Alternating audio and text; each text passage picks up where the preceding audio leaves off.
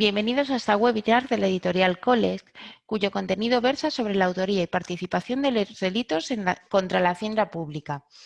Para el desarrollo y explicación del objeto de este tema nos acompaña don Jesús Leal Rodríguez, abogado especialista en Derecho Penal y Civil y juez sustituto de los juzgados de la provincia de La Coruña. Don Jesús ha ejercido como juez de instrucción y de lo penal en los juzgados de A Coruña y Santiago de Compostela, y además es autor de la guía Paso a Paso de los delitos contra la hacienda pública, de la editorial Coles. Don Jesús, bienvenido y cuando quiera damos paso a su exposición. Muchísimas gracias. Antes de iniciar la exposición me gustaría agradecer a la editorial esta invitación, esperando que sea de gran utilidad el análisis del tema que vamos a examinar a continuación. Empezamos con la autoría y participación en los delitos contra la hacienda pública. En cuanto al primer apartado, la base y el alcance constitucional, antes de adentrarnos en lo que concretamente es el objeto de la exposición de la autoría y participación en los delitos contra la hacienda pública,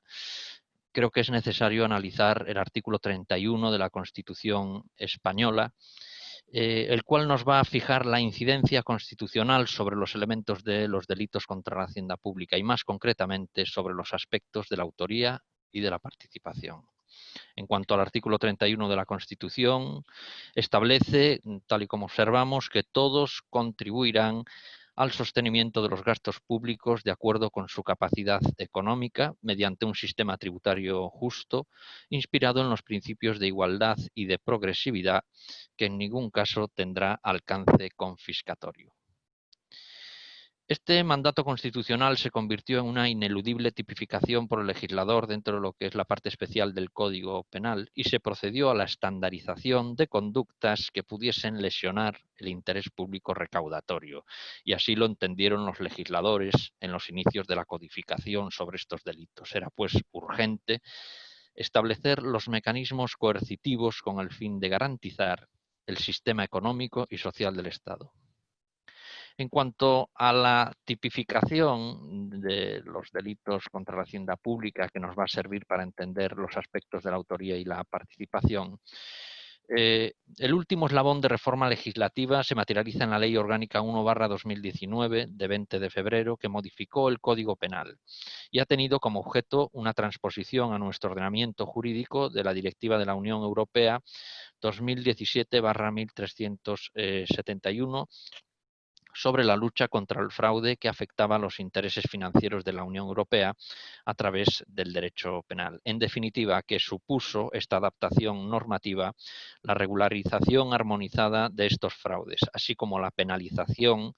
de otras conductas íntimamente vinculadas con los mismos, es decir, concretamente el blanqueo de capitales, el cohecho y la malversación. En nuestro ordenamiento jurídico, tal y como observamos en la diapositiva, el título 14, el rubricado de los delitos contra la hacienda pública y contra la seguridad social, es el que recoge el tipo básico de los delitos contra la hacienda pública. El artículo 305, una lectura del mismo, establece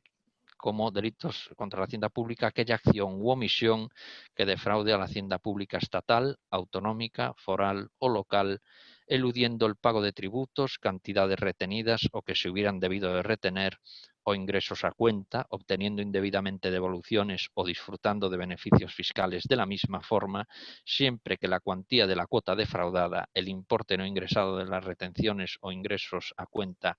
o de las devoluciones o beneficios fiscales indebidamente obtenidos o disfrutados exceda de 120.000 euros. En cuanto a los caracteres del delito,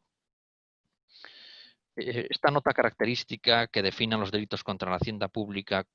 los define como tipos penales en blanco, es decir, tipo penal en blanco significa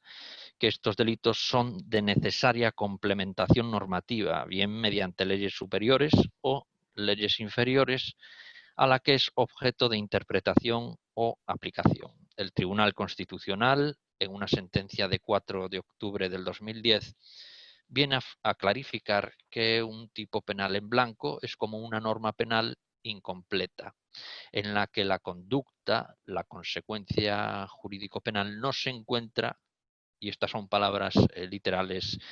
del Tribunal Constitucional, no se encuentra agotadoramente prevista en ella y se debe de acudir para su integración a otra norma distinta. Los elementos descriptivos de la norma penal han de ser pues complementados en base a esto que acabamos de explicar, con otras normas extrañas al Código Penal, es decir, extrañas al artículo 305, pero accesorias al mismo. En el caso que nos ocupa, la interpretación y aplicación del delito contra la hacienda pública habrá de hacerse necesariamente con la conjunción de la Ley General Tributaria y las específicas de los distintos tributos. En cuanto al carácter de delito especial propio, esta característica se explica en que se requiere, para poder ser autor del mismo, una específica cualificación que, en el caso que nos ocupa, sería la de ostentar la condición de obligado tributario. En cuanto a los elementos del delito contra la hacienda pública, y concretamente sobre el bien jurídico protegido,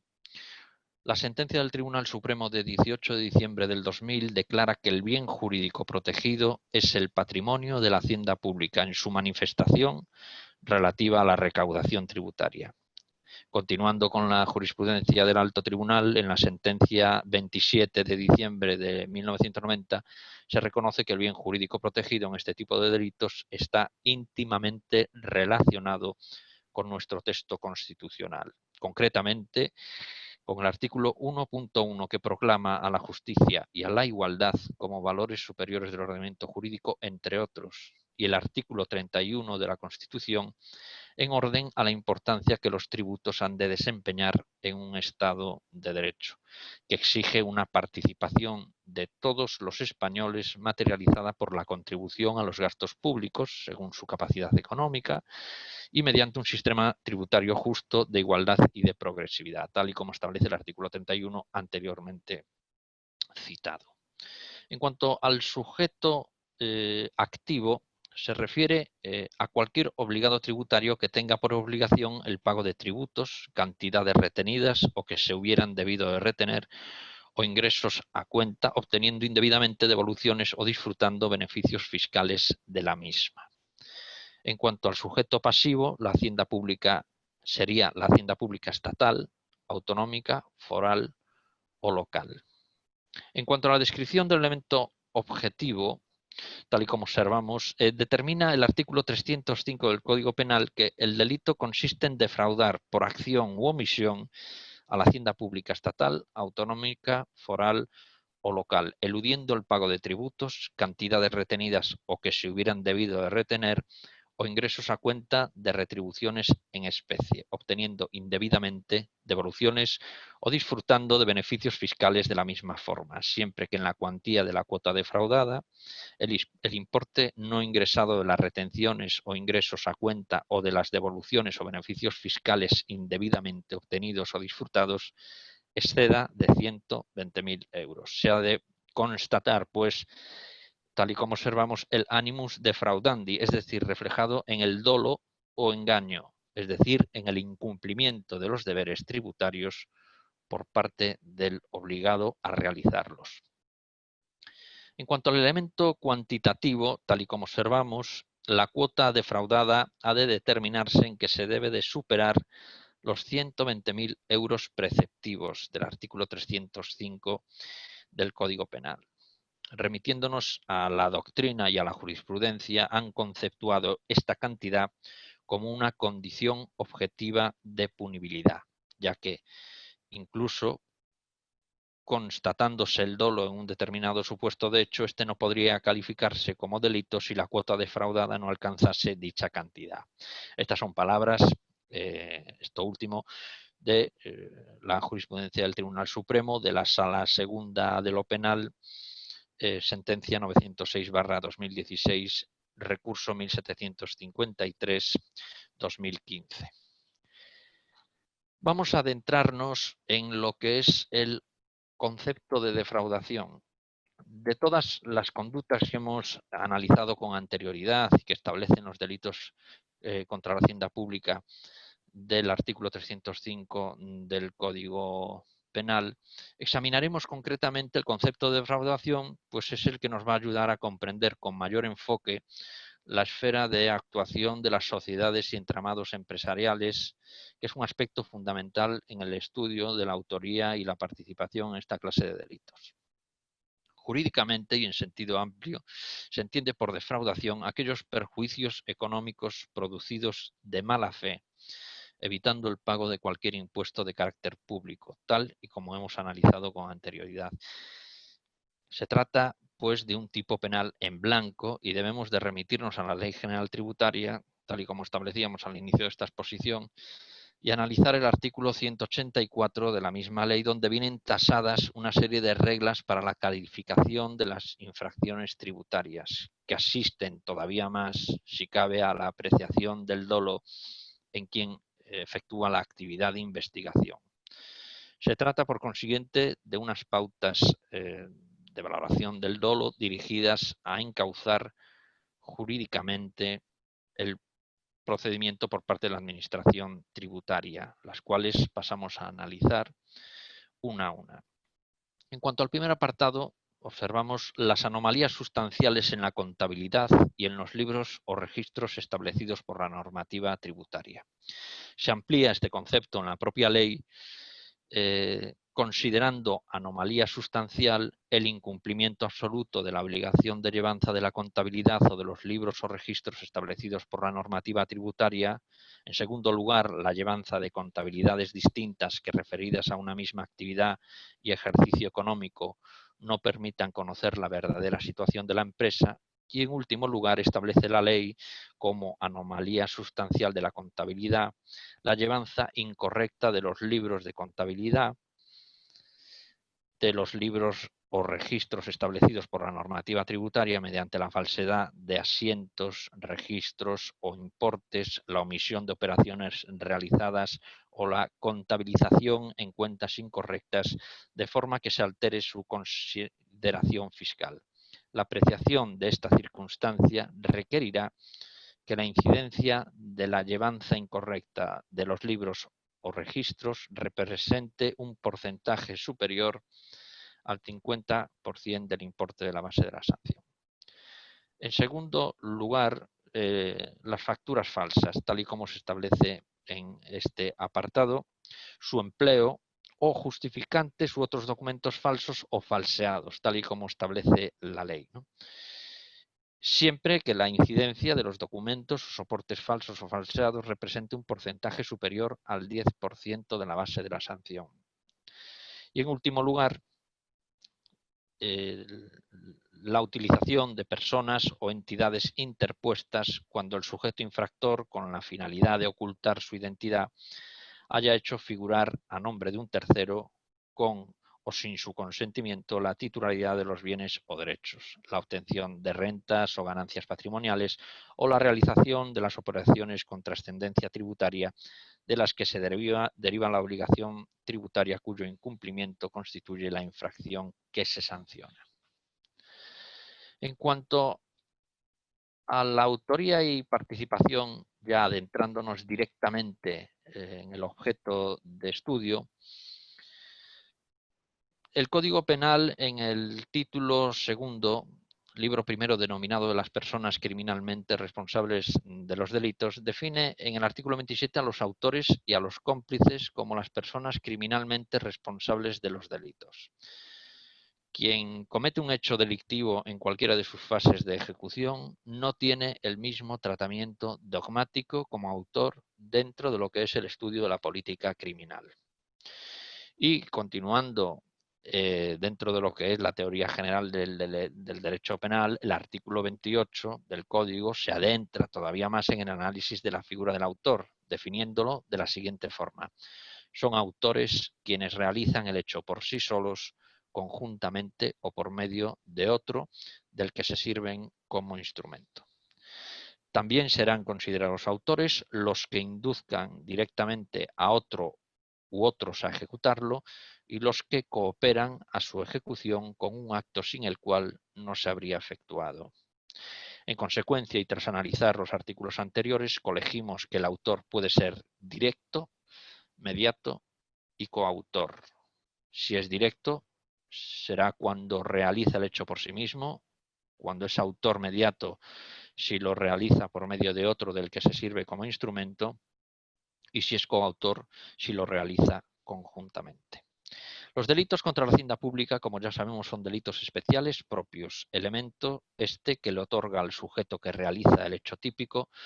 cierta dosis consustancial en sus específicas características personales, apartándoles de los denominados delitos comunes, donde no se requiere para ser autor una específica característica. Profundizando todavía más en el concepto de autor en los delitos especiales, la doctrina los suele distinguir entre propios e impropios. Delito especial propio es aquellos que la conducta que lo configura no se correlaciona con ninguno de los delitos comunes. Y los delitos impropios, aquellos que la conducta que lo configura se correlaciona o se corresponde con la conducta constitutiva de un delito común. En cuanto a... vamos a examinar ahora los siguientes elementos tan peculiares y específicos que inciden directamente en la teoría de la autoría y la participación de los delitos fiscales. Antes de adentrarnos directamente en ellos, es circunstancia muy común en la práctica del tratamiento de los delitos especiales la intervención de la figura del extraneus. Se trata de una figura que su grado de implicación en el hecho delictivo se defina de manera colateral, coyuntural o indirecta. Podemos definir la figura del extraneus como aquellos sujetos que, sin guardar las específicas características que se requiere o que requiere la autoría en los delitos especiales, estos desarrollan otro grado de cooperación o de participación en el hecho delictivo. Son extraneus del delito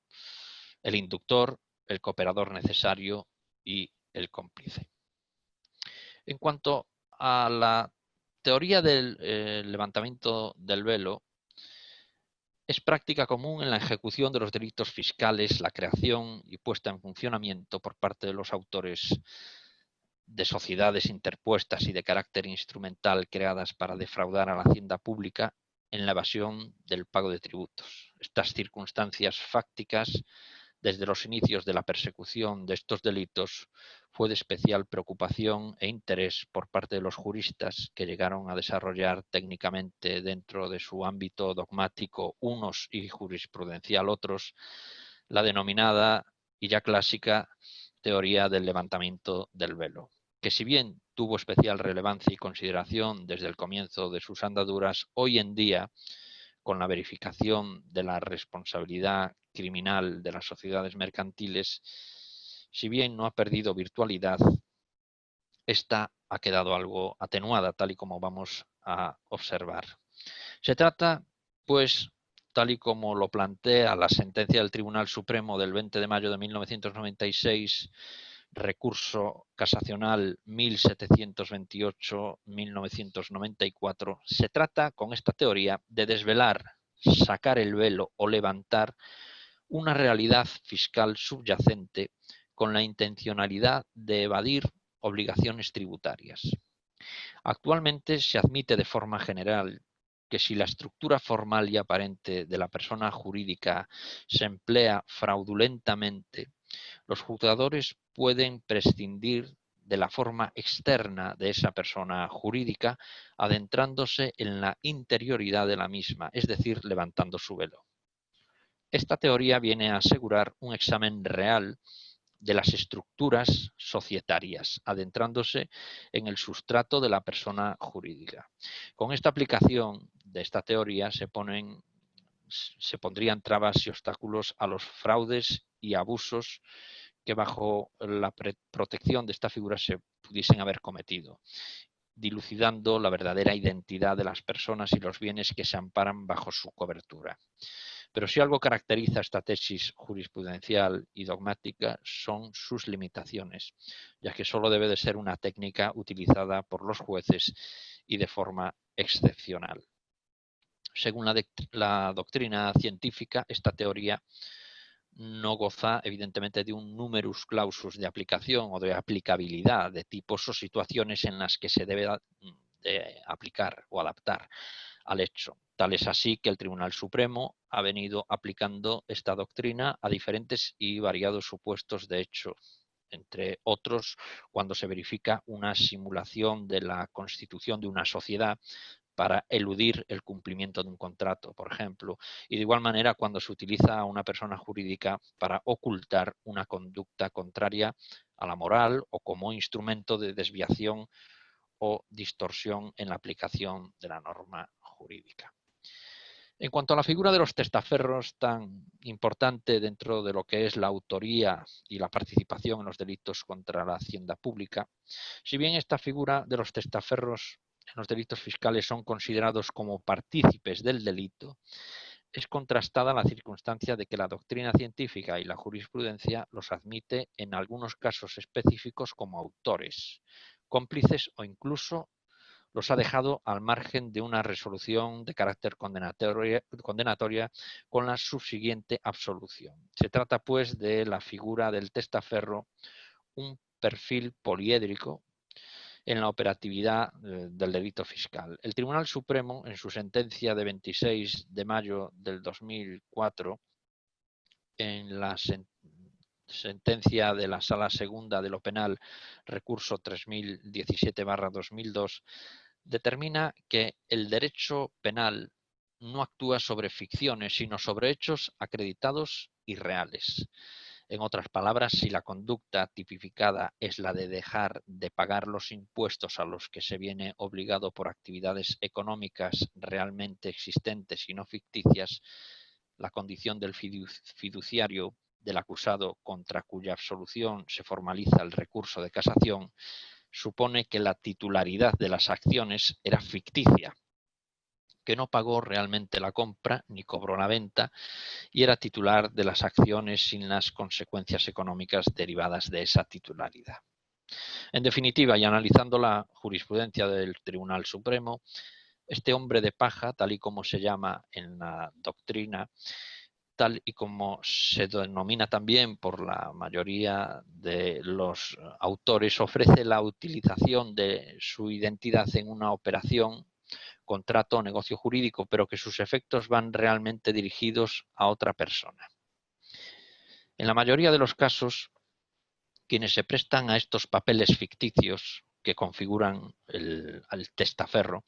suelen ser familiares o personas próximas de absoluta confianza del administrador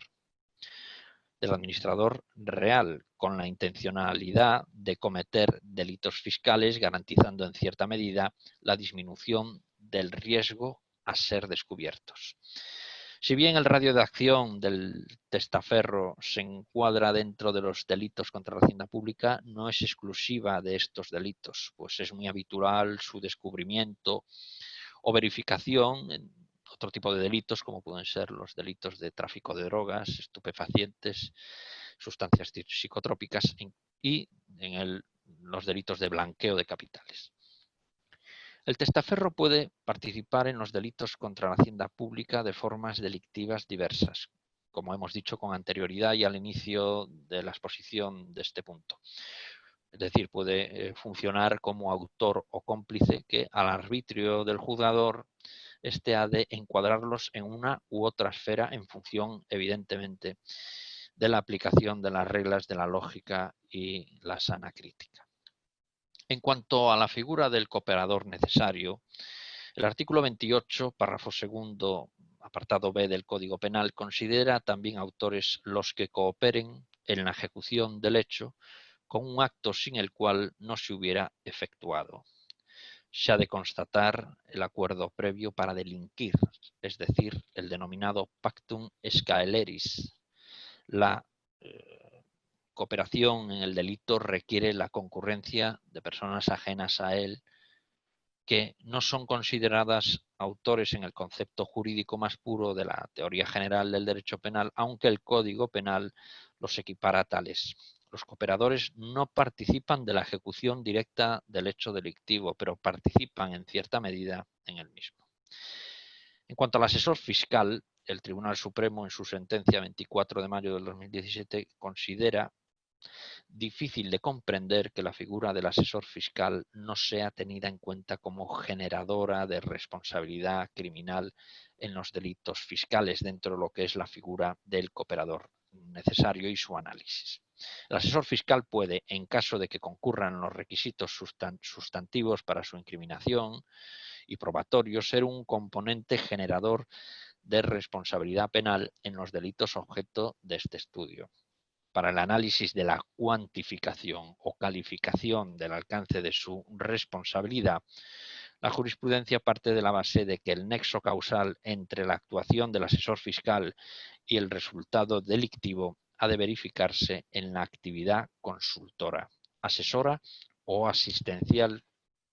que efectúa, descartándose otras como pudiesen ser la intervención de letrados o de personas asistentes en el ámbito jurídico en un carácter litigioso con su cliente. En último lugar, en cuanto a la figura del cómplice,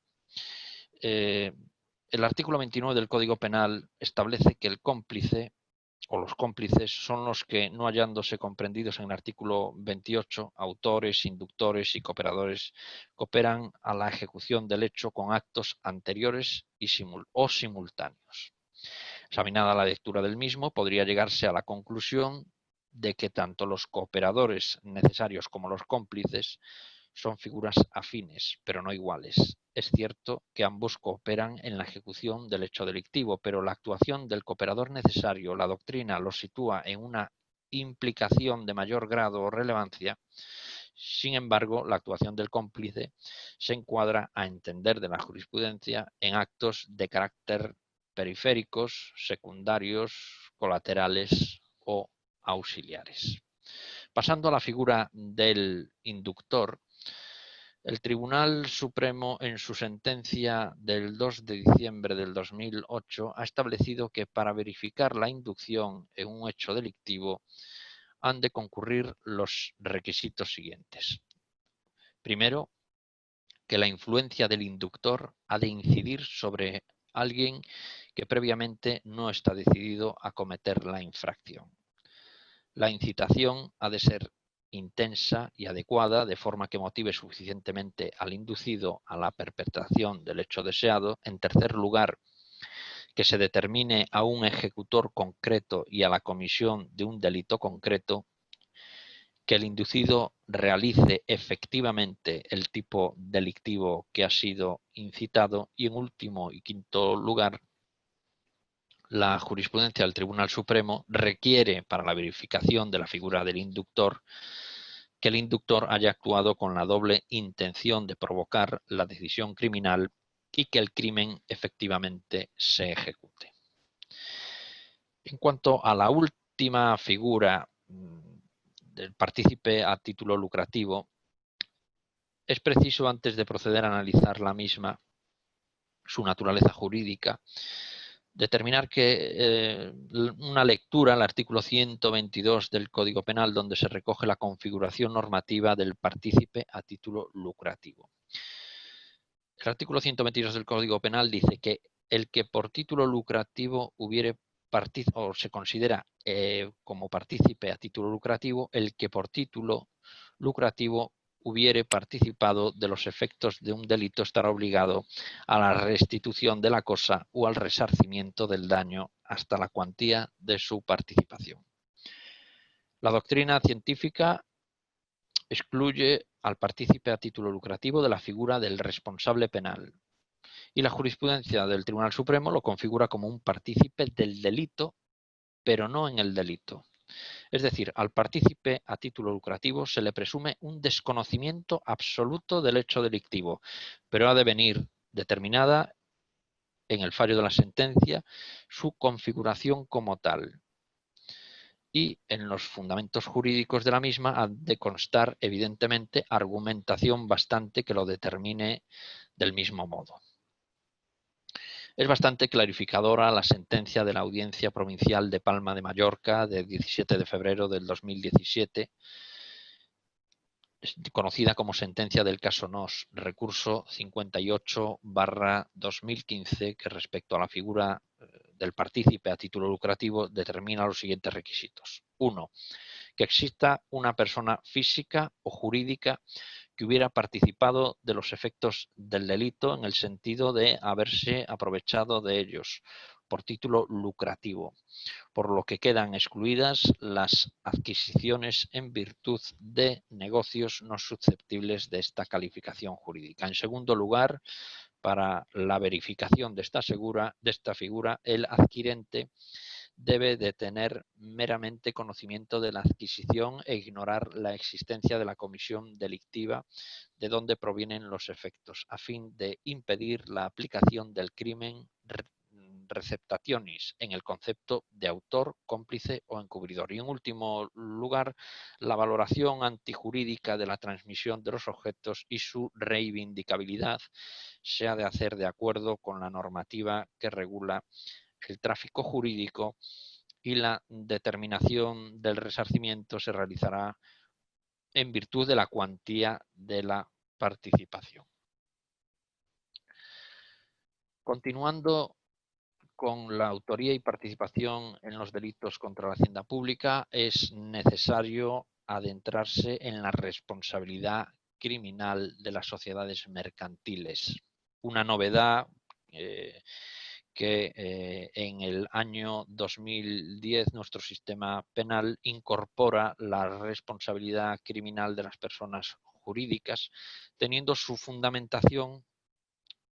esta inserción legislativa en la exposición de motivos de la Ley Orgánica 5/2010 de 23 de junio de modificación del Código Penal y de efecto directo respecto de decisiones marco y directivas europeas que exigían la introducción en nuestro ordenamiento jurídico nacional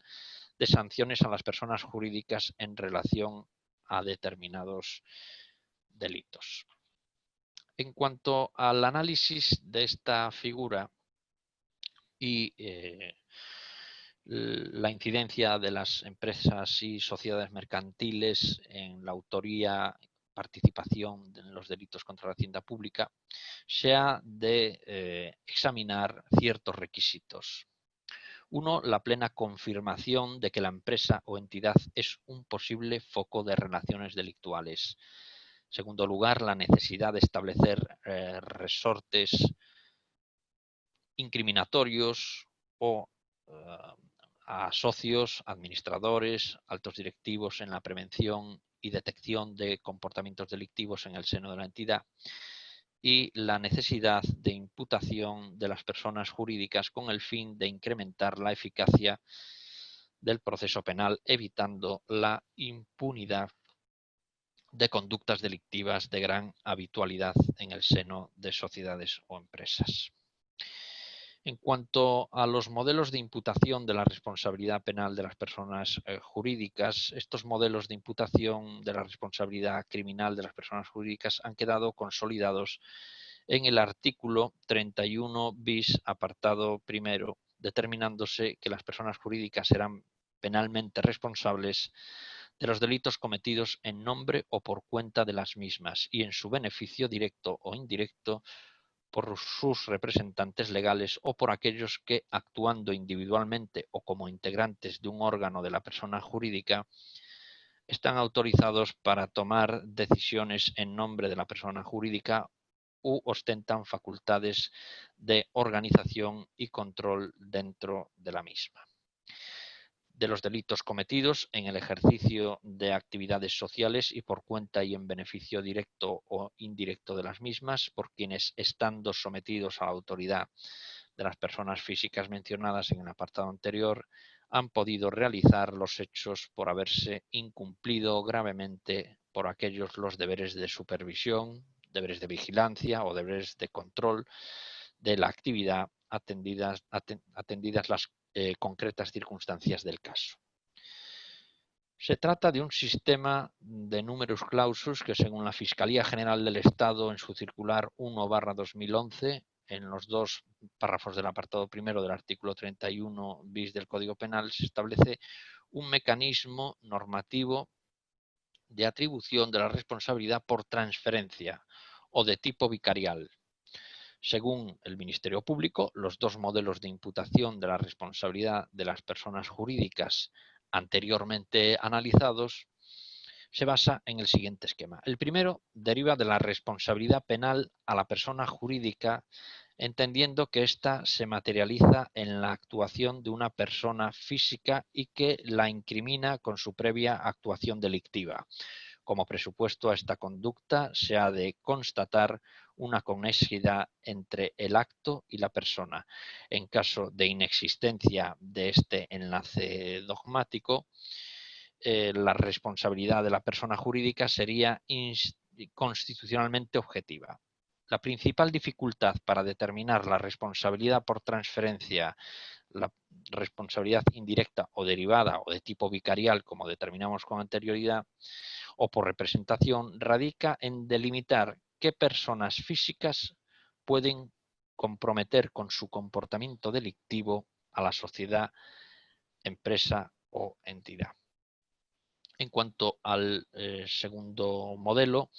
de más complicado encaje científico, construye un sistema de imputación propio de la persona jurídica con nuevos conceptos de acción, culpabilidad, circunstancias modificativas de la responsabilidad criminal o de punibilidad, etc. Es, en definitiva, el ente colectivo el que comete el hecho delictivo. Se trata de una individualización o enfoque de la responsabilidad directa o autónoma de la persona jurídica, aunque su dificultad versa en argumentar profusamente la relación de culpabilidad de la persona jurídica, destacando las teorías que elaboran la responsabilidad del ente colectivo a partir de lo que se denomina en la jurisprudencia la culpabilidad por defecto de organización. Conforme a estos modelos que estamos analizando, la persona jurídica es culpable cuando omite todos los mecanismos de cuidado sobre la adopción de las medidas precautorias que le son exigibles para garantizar un desarrollo empresarial o social ordenado y no malicioso o de dudosa actividad. Como análisis de lo anteriormente examinado, los modelos de imputación se resumen en dos conceptos que pasaremos a analizar. En primer lugar, la heterorresponsabilidad, o también denominada responsabilidad por hecho ajeno, en donde las conductas de la persona física son de directa. La persona física son la heterorresponsabilidad, o también denominada responsabilidad por hecho ajeno, en donde las conductas de las personas físicas son de directa imputación a la entidad. La autorresponsabilidad, o también denominada la responsabilidad por hecho propio, en el que el delito cometido por la persona física es consecuencia de la defectuosa organización de la persona jurídica o se ha visto favorecida por ella. El Tribunal Supremo también se decanta por los modelos de responsabilidad antes detallados, ¿no? Así, en la sentencia de 29 de febrero del 2016, Sala Segunda de lo Penal, recurso 1011/2015, indica que la norma posee una clara vocación de atribuir a la entidad la responsabilidad por el hecho propio, recalcando en otra sentencia de 16 de marzo del año 2016, recurso casacional 1535/2015, nuestro sistema, en fin, no puede acoger fórmulas de responsabilidad objetiva en las que el hecho de uno se transfiera a la responsabilidad del otro, aunque ese otro sea un ente ficticio sometido hasta hace bien poco a las formas de responsabilidad. La pena impuesta a la persona jurídica solo puede apoyarse en la previa declaración como probado de un hecho delictivo propio. En cuanto a la responsabilidad directa de la persona jurídica, el legislador penal no se ha cuidado de definir de una forma clara e inequívoca el concepto de persona jurídica, sino que ha venido englobando los presupuestos de sanción del artículo 31 bis del Código Penal. Lo que ha hecho la inmensa mayoría de los autores que conforman la ciencia jurídica penal y los jueces y magistrados que han venido conformando la jurisprudencia de la Sala Segunda ha sido remitirse a la legislación civil y mercantil, determinando que ese concepto ha de referirse indiscutiblemente a cualesquiera empresas, entidades o agrupaciones de personas que ostenten personalidad jurídica. Por lo que respecta a las entidades extranjeras, dado que se rigen por su ley nacional, habrá que estar a dicha ley para determinar si ostentan o no personalidad jurídica y pueden, por tanto, ser susceptibles de sanción penal. La persona jurídica reconocida como sujeto generador de responsabilidad penal queda sometida a todos los condicionamientos y garantías, tanto materiales como procesales, que el ordenamiento jurídico pone a su alcance para su procesamiento y táctica defensiva, siendo protegida plenamente por el artículo 24 de la Constitución española, que consagra el derecho a la tutela judicial efectiva. Un límite a la responsabilidad directa de las personas jurídicas lo establece el denominado principio de exclusión. Por este principio, determinado en el artículo 31 bis quinques del Código Penal, establece una relación que excluye la connotación normativa de persona jurídica a las siguientes entidades de derecho público: el Estado y la Administración Pública Territorial e institucionales, los organismos reguladores, como por ejemplo la Comisión Nacional del Mercado de Valores, la Comisión Nacional de la Energía o la Comisión Nacional de la Competencia, las agencias estatales y entidades públicas empresariales, las primeras reguladas por la Ley 28/2006 de 18 de julio de agencias estatales y la Ley 6/1997 de 14 de abril de organización y funcionamiento de la Administración General del Estado. Las segundas reguladas en el artículo 166 de la Ley 33/2003 de 3 de noviembre de Patrimonio de las Administraciones Públicas. En otra esfera, los partidos políticos, los sindicatos. Llama la atención que el legislador no haya excluido a las organizaciones patronales y sí a las sindicales, pero esta ha sido su voluntad. También las organizaciones internacionales del derecho público y las organizaciones que ejerzan potestades públicas de soberanía administrativas, o cuando se trate de sociedades mercantiles, estatales, que ejecuten políticas públicas o presten servicios de interés económico general. Estudiado este principio de exclusión, pues podríamos hacernos la siguiente pregunta. En caso de que se dedujese responsabilidad criminal sobre una entidad de derecho público sometida a este principio de exclusión del artículo 31 bis quinques del Código Penal, ¿cuál sería su incriminación o persecución posible? A pesar de existir este principio que excluye la responsabilidad de entidades de derecho público del artículo 31 bis quinques del Código Penal, el legislador ha establecido otra excepción que permite exigir responsabilidad penal a estas entidades del principio de exclusión citadas y examinadas con anterioridad, pero con un requisito de que el órgano jurisdiccional competente será el único que debe de fundamentar en sus resoluciones que se trate de una estructura societaria o empresarial creada por sus administradores o representantes con el fin de evadir o eclipsar una eventual responsabilidad penal. En el caso de la problemática de los partidos políticos y sindicatos sometidos al principio de exclusión, esta situación fue la que impulsó la Ley Orgánica 7/2012, de 27 de diciembre por la que se modifica la Ley Orgánica 10/1995 de 23 de noviembre del Código Penal en materia de transparencia y lucha contra el fraude fiscal y la seguridad social, estableciéndose para su perseguibilidad, entre otros requisitos, la incriminación de las fundaciones y entidades con personalidad jurídica a ellos vinculados, con la aplicación del artículo 33 del Código Penal, en donde se prevén las penas que puedan recaer sobre los mismos, como por ejemplo la de suspensión de sus actividades y su disolución.